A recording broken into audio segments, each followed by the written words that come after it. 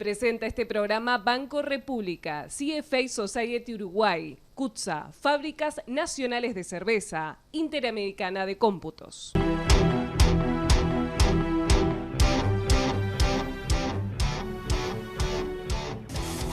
Seguimos en ADN. ¿Cómo es, Gabriel, ser empresario, tener empresa en tiempos de crisis, ¿no? Qué tema complicado si los hay. Bueno, nos acompañan hoy aquí en ADN el contador Pablo Argen, es profesor de política de empresa de la Escuela de Negocios de la Universidad de Montevideo. El hombre, la academia de la empresa. Pablo, bienvenido, gracias por acompañarnos. Muchas gracias por la invitación. Y Benjamín Montfort, que es gerente general de Fábricas Nacionales de Cerveza, una de las empresas más relevantes del país, es economista, es argentino y llegó en marzo a ocupar el cargo en la Fábrica Nacional de Cerveza aquí en Uruguay en épocas de pandemia. Benjamín, gracias por acompañarnos, un gusto que estén aquí con nosotros.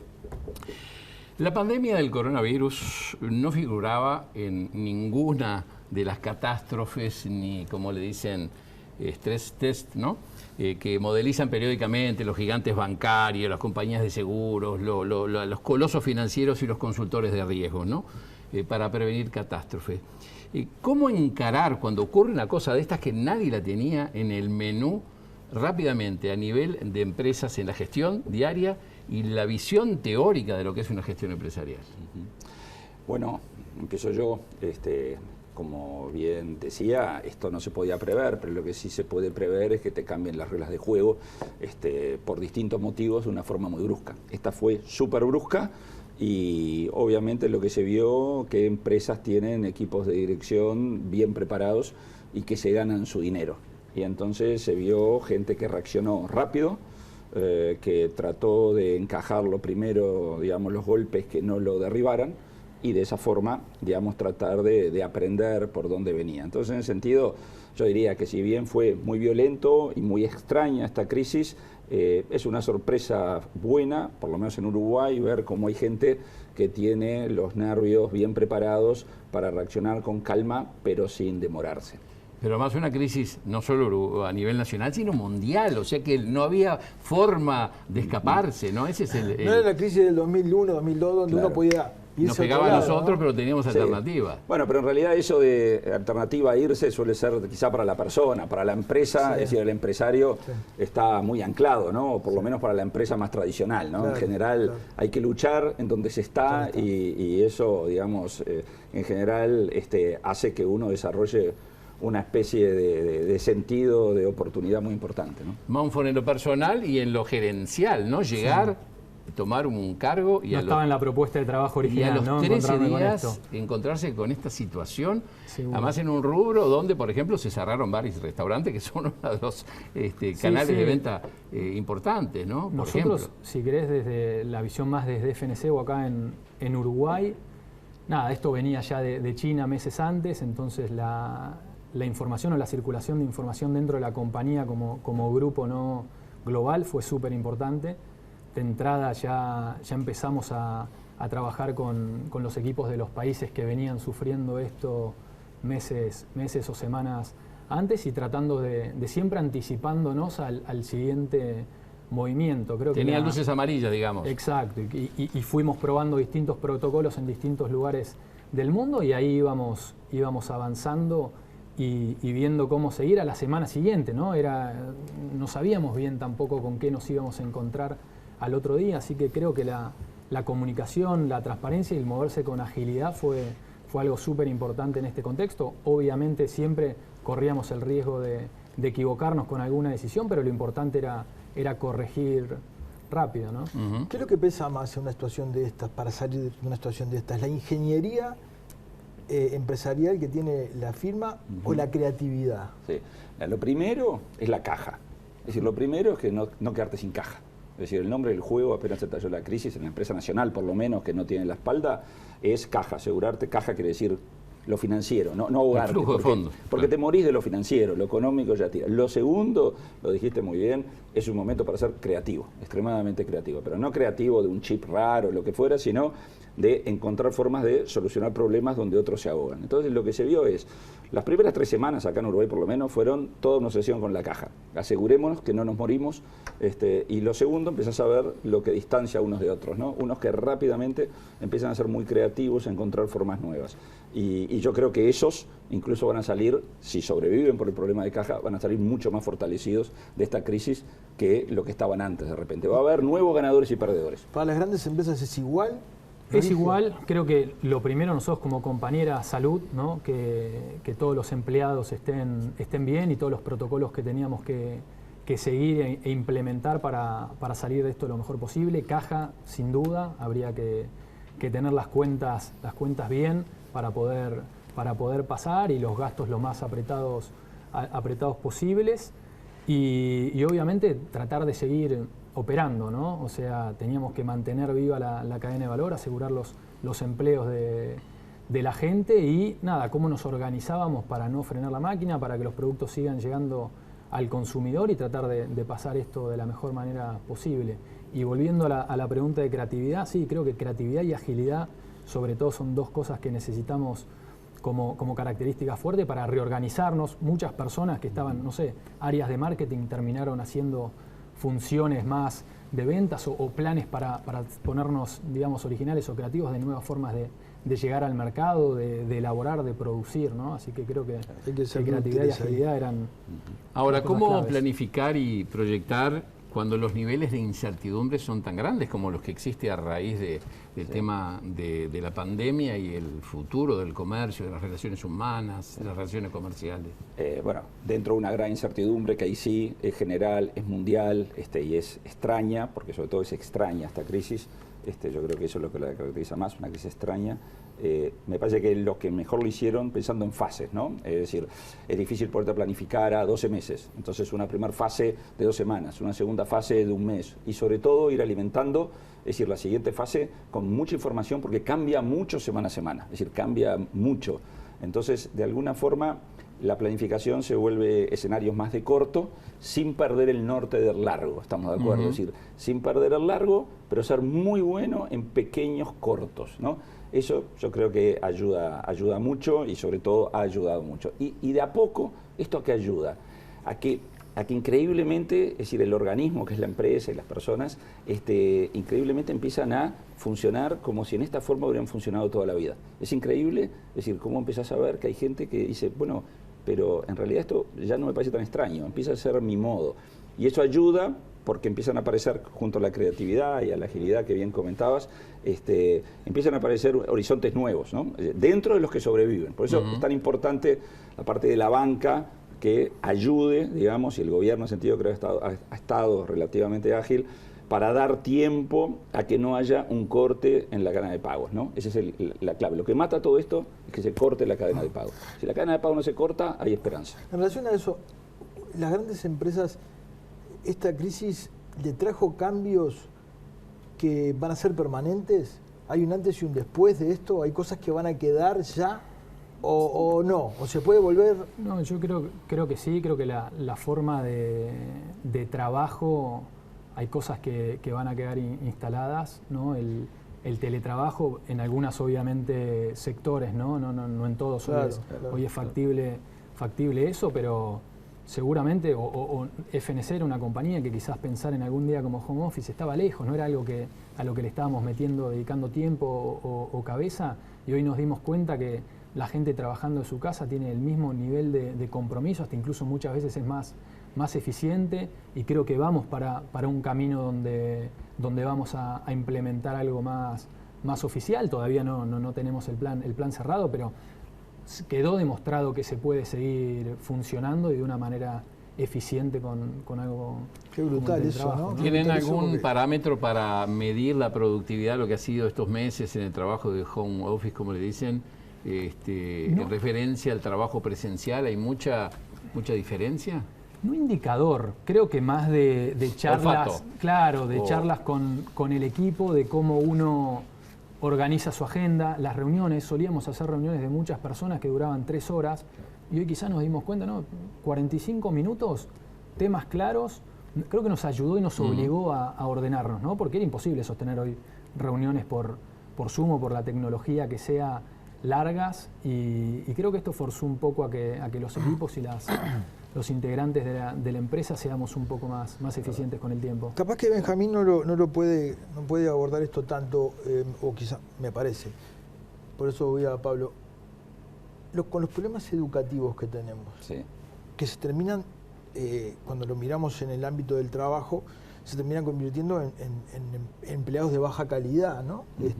O empleados a los que les cuesta el trabajo de calidad. Esto en Uruguay, ¿pensás que se vio, que se notó?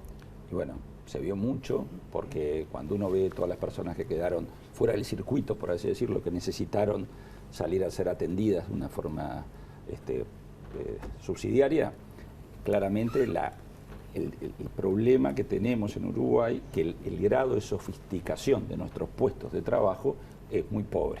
Es decir, la cantidad de puestos de trabajo sofisticados, espero que se entienda el concepto de sofisticado, son pocos. Tenemos demasiados puestos que son muy primarios, no digo primario trabajar en el campo, sino primario, sencillamente que son tareas extremadamente sencillas y que ni la persona está preparada, ni el trabajo se lo demanda ir hacia un trabajo que puede ser llevado a hacer a distancia de una forma que no estaba pensada antes y que admite ser llevado a distancia. Este es un problema grande. Pero ¿no? eso es porque el sistema productivo uruguayo es así, o porque no puede cambiar, porque no tiene mano. O sea, a ver, te pongo el ejemplo del software, ¿verdad? Sí. El software, yo el otro día hablaba del ejemplo de un empresario que tiene un negocio en Estados Unidos y no lo puede concretar porque no tiene quien se lo haga, ¿no? En un momento que estamos mirando gente del seguro de paro, hay un trabajo que no se puede hacer. Entonces, ¿qué es lo que hace más fuerza? ¿El sistema productivo que ya tenemos instalado o la mano de obra que nos presiona a ir hacia modos de trabajo muy primarios? A ver, eso se pica en unas discusiones interesantísimas, ¿no? Yo tengo una posición que quizás es minoritaria. Para mí el driver es el trabajo. Si hay oportunidades laborales, si hay realmente cuestiones atractivas para trabajar, la educación se alinea, sobre todo en ese tipo de trabajos, porque en el peor de los casos importa gente y la gente viene. Está pasando. Quizá lo que diría es que en el tema del software, y seguramente haya quien no esté de acuerdo, que los que me escuchan, a veces el tipo de software que nosotros, el tipo de puesto de trabajo para el software nuestro en cantidad es un puesto de software un poco proletario, es decir, que se entienda, es decir, de bajo valor agregado. Entonces, no es tan atractivo que te vengan de otro lado o competís con países donde hay mucha mano de obra barata.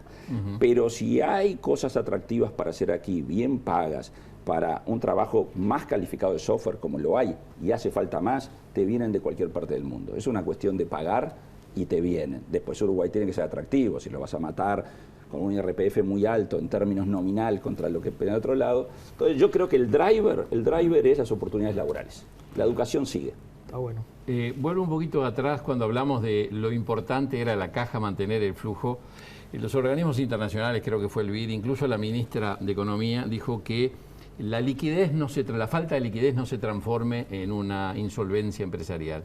Y en el caso de la fábrica de cerveza tiene toda una cadena de distribución, de distribuidores, de pequeños comercios que quedaron con ventas muy duramente afectadas. ¿Cómo están analizando y tratando ese tema, no? Por eso no decía solo lo ustedes, el sector de la conjunto. importancia, ¿no?, de poner todos los recursos y el esfuerzo en seguir operando. O sea, nosotros teníamos que evitar a toda costa cortar esa cadena de valor. Y bueno, y ahí nos propusimos también objetivos de cómo dinamizábamos al minorista, cómo le dábamos una mano al que más creíamos que iba a sufrir. Sacamos un esquema de microcréditos, ¿no?, para que el pequeño comerciante, el almacén de barrio, pueda tener el producto y nos lo pague pasado la pandemia, más para septiembre. Hablábamos hace un rato del refrigerado, ¿no? Había una iniciativa de bares y restaurantes acá de compra de vouchers a futuros y con FNC apoyamos cada compra de voucher, donábamos una vianda y también le dimos difusión a la iniciativa para bancar, digamos, al sector. Y después está la tercera iniciativa, que es almacenes.uy, que básicamente lo que hicimos es tratar de geolocalizar todos los almacenes de barrio, ¿no? Para que cada uno desde su casa, de donde esté, uno puede entrar a Google, ve los almacenes que tiene alrededor, ubicación, teléfono, y además de eso va a ser, y es una plataforma de capacitación para ese pequeño comerciante, ¿no? Que quizás compite con grandes cadenas. ¿No lo tenían hecho eso? Almacenes.uy nace ahora hace... ¿Te das cuenta? Sí. Lo que te llevó a hacer, ¿no? Seguro. La urgencia, la tenés- creatividad. No, por eso digo que y cómo la cabeza de los equipos empieza a pensar en otras cosas, ¿no? Como en modo crisis salen iniciativas y oportunidades. Así que, interesante. sí, nada, necesitamos mantener el negocio vivo y que nuestros socios estén ahí, así que cabeza puesta en cómo podíamos aportar granito de arena. Como decía Mercedes Sosa, todo cambia, ¿no? Sí, ahí los procesos de reingeniería empresarial se tienen que poner en actividad al otro día, ¿no? El lunes 16 o lunes 15 de marzo empezaron, ¿no? Vamos a una tanda y cuando volvamos ¿Ya? ¿Tan enganchamos. pronto? Y Bueno, perfecto.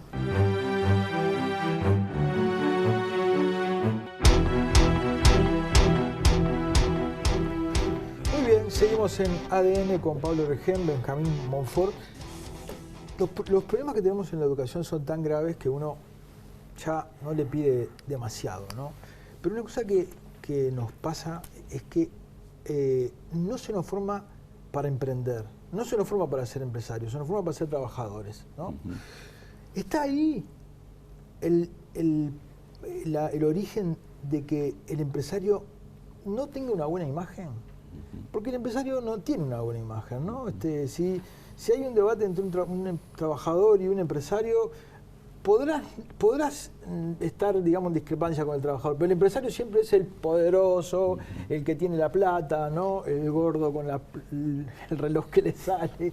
¿Qué pasa con eso? ¿Qué pasa con esa imagen? Sí, yo creo que van mucho más para atrás. Es decir, este fue un país que durante 40, 50 años fue un país que el empresario era un empresario que trabajaba en un juego de suma cero, en un país cerrado, en mercados, eran grandes peceras, digamos, donde se pescaba, y no era el típico empresario que estamos acostumbrados a ver, este emprendedor que sale al mundo, que compite, sino que era otro tipo de empresario y otro tipo de necesidad, las habilidades que tenías que desarrollar, que no eran de repente las más simpáticas, estamos de acuerdo. Entonces, yo creo que hay todavía una inercia, es un país que mira mucho para atrás, ¿no? Entonces, eso yo creo que afecta. Segundo, tampoco, es decir, nos cuesta tener ejemplos de empresarios atractivos, ¿no? De ver empresarios atractivos que te contagian, ¿no? Digamos, primero, porque por todo esto que viene, el empresario es un poquito de bajo perfil. Segundo, porque el relato del empresario es un relato un poquito antipático, ¿no? El empresario, tengo que ganar más, tengo que hacer esto, cuando en realidad es un jugador fundamental, ¿no? Más allá de lo que busque, si el empresario no se crea riqueza, si no se crea riqueza no puede haber educación pública, no puede haber sanidad. Entonces, yo no lo pongo tanto en la educación, más bien lo pongo por lo negativo en la educación. Es decir, porque a veces en la educación sí, a propósito se desarrolla un relato negativo hacia la creación de valor, hacia la creación de riqueza. Pero no tanto por enseñar habilidades de emprender. Al final eso tiene más que ver con que haya oportunidades para aprender.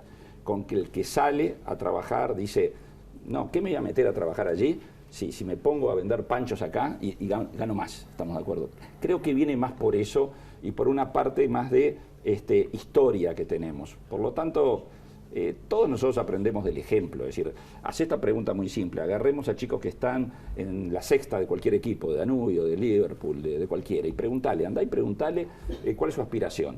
Y el grueso te va a decir jugar en Europa, la mayoría Barça, Madrid, y no están divagando, es que ellos tienen ejemplos, ellos vieron los que salieron, entonces ven, andá a un colegio bueno, andá a los 10 colegios mejores y hablarle a los chicos que están en quinto de preparatorio, si querés, ¿no? Sexto de preparatorio, que van para empresas y decirles, ¿qué esperas hacer? ¿Cuántos te van a decir que aspiran a que su empresa cotice en el Nasdaq o a hacer una IPO?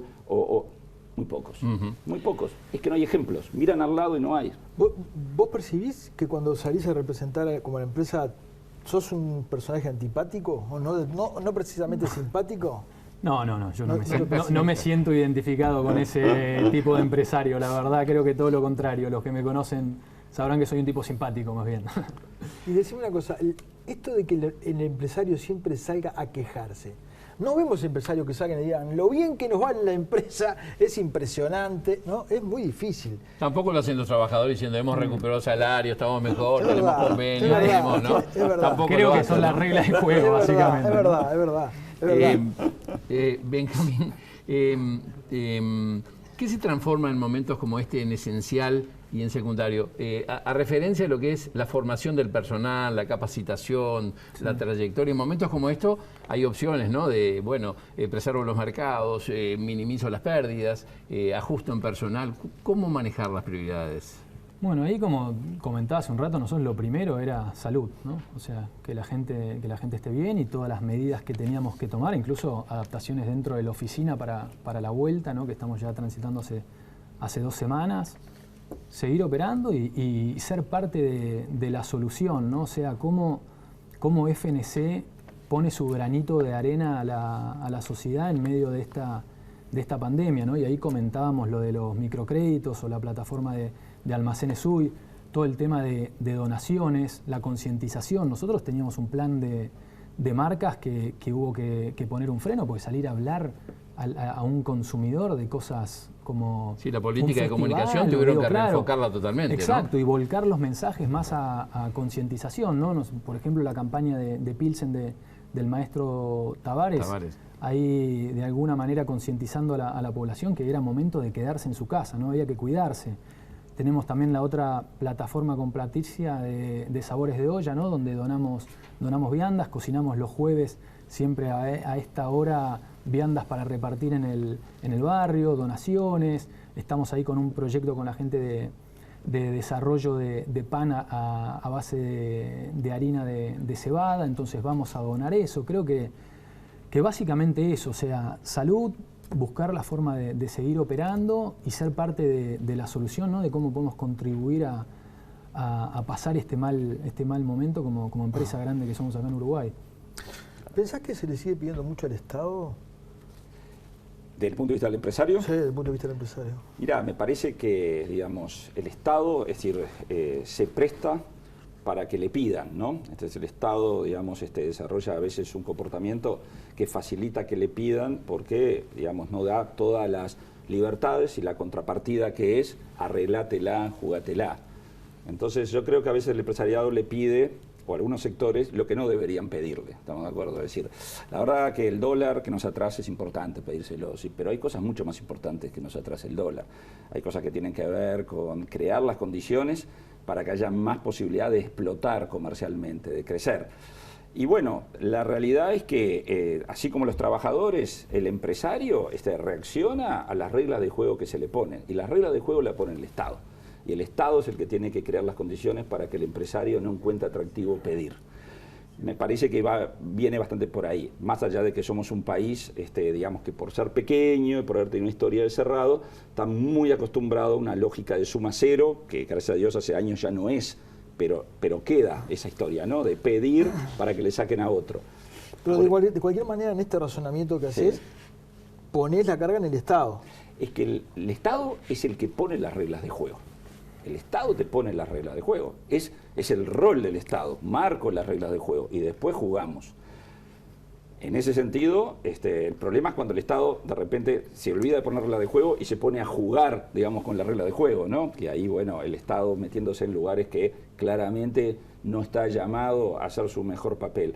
Pero sí, es decir, le toca al presidente, por así decirlo, ¿no? A quien más, digamos, ha recibido peso sobre sus espaldas, de ayudar a crear reglas de juego para que encontremos más atractivos, salir a enfrentarse contra él o contra él, a competir, digamos, en lugar de gastar mi tiempo en ir a golpear y golpear puertas, ¿no? Es decir, me parece que es una gran responsabilidad del Estado. Benjamín, automatización de procesos, trabajo a distancia, descentralización de alguna forma logística, ¿serán ya en el corto y mediano plazo realidad en algunas etapas del proceso productivo? Sí, seguro. O sea, creo que nos esperan aires. El comercio electrónico también, sí, ¿no? Que es otra de las cosas, ¿no? Creo que el ejemplo más corto, si querés, y ya palpable, es todo el e-commerce, como decías. Todavía es un canal o un segmento chico, pero si ves los últimos 3 meses creció exponencialmente, ¿no? Las formas de consumo hoy del consumidor van a cambiar. las formas de trabajo, hablamos hace un rato de lo del teletrabajo. Automatizaciones habrá que ver en qué momento, no veo ya a corto plazo, por lo menos nosotros lo veo más complejo, no de corto, pero de mediano o largo plazo habría que... Porque ese es un cuco que se pone pensar. ahora, ¿no? Sí, creo que está hace rato, y lo que hizo la pandemia fue traer discusiones más acá, ¿no? Acortar esos plazos o esas charlas. Nosotros hoy por el momento creo que los cambios grandes que estamos viendo son más de hábitos de consumo de canales, esto del e-commerce, la forma en la cual nos vamos a organizar nosotros dentro ¿Eso de la lo tenía empresa. planificado el e-commerce o de alguna forma la pandemia? No, el e-commerce es algo que a nivel compañía, a nivel mundial, siempre se tuvo ahí, se viene desarrollando, se aceleró en estos últimos 3 meses. Nosotros tuvimos que readaptarnos ahí también para de alguna manera suplir esa demanda. Insisto, creo que todavía es chico, hay un potencial enorme ahí, pero si ves los últimos 3 meses, nada, supermercados incluso ves no daban abasto con la logística por la compra online. La logística de la distribución era la que hacía Exacto, el cuello de botella, podías ¿no? pedir y a los 3-4 días recién tenías un pedido, ¿no? Entonces creo que hay que estar preparado para eso. El paradigma del trabajo, tiene una experiencia la Fábrica Nacional de Cervezas de las 6 horas, ¿verdad? Debería incluir que las empresas se empiecen a pensar en que es un paso adelante, que haya menos horas de trabajo. Mirá, en la medida que el trabajo sea un trabajo que sea por entrega, por entregables, ¿entiende? Es decir, el problema de las horas no es lo que hace la diferencia, y qué bueno que puedan trabajar menos. Pero el problema es cuando el trabajo se convierte en algo que no es un entregable, sino que es un estar, ¿estamos de acuerdo? Ese estar es el trabajo que la automatización se lo va a llevar puesto, ¿estamos de acuerdo? En casi todo. Como bien decía Benjamín, lo que significa esto es un acelerador de cosas que van a pasar más adelante con la automatización. Y la automatización va a entrar en esos trabajos que la base es estar. Y no va a entrar tanto en esos que la base es entregar en el sentido de no me mires tanto a la hora. El problema que está viendo ahora con el trabajo a distancia es muy claro. Hay 2 tipos de trabajo a distancia. Aquel que yo te pido, haceme cosas, no me importa, trabajar a distancia, trabajar en otro país, para tal día, tal hora, vos me lo entregás, hacé lo que quieras. El problema, lo que ha complicado más, que no sabemos mucho hacerlo todavía, estamos aprendiendo, seguramente las empresas grandes ya lo saben hacer más, es el trabajo que es estar. Ese trabajo que es estar y la gente se pierde un poco, porque bueno, estoy en mi casa y me pierdo. Entonces, esto es lo interesante, es decir, Uruguay tiene que ser un ganador, es lo que vemos en el IEN continuamente, machacamos a la gente, tenemos que ser unos ganadores en la nueva lógica de automatización. Va a haber ganadores y va a haber perdedores. A nivel mundial funcionará, pero va a haber países ganadores y perdedores. Y lo que nos toca es ser ganadores para que la gente que trabaja aquí esté del lado ganador y no perdedor. Y tiene mucho que ver con el tipo de trabajo. ¿A ustedes les resultó lo de las 6 horas? Sí, es una discusión eterna, si querés, pero es un tema complejo, digamos, que seguimos charlando. Pero es como comentaba, ¿no? Creo que depende del tipo de trabajo, el área del sector, es ahí donde podés ajustar o no ajustar, automatizar o no automatizar, ¿no?